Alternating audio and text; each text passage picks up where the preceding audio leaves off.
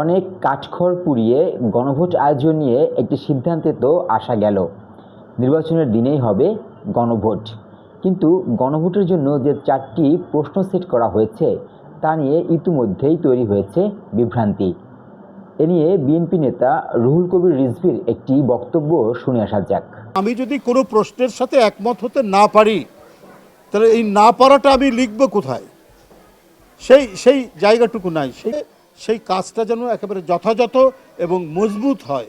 কমপক্ষে দেশের 90% মানুষ বুঝতে পারে যে এই গণভোটের মূল উদ্দেশ্য কী।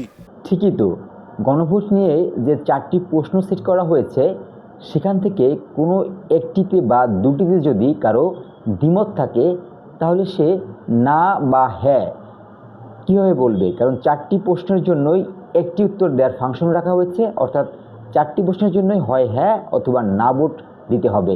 কিন্তু কোনো একটি দুটিতে যদি ভিন্ন মত থাকে তখন জনগণ কি করবে? এই ধরনের বিভ্রান্তি এখন গণভোট নিয়ে।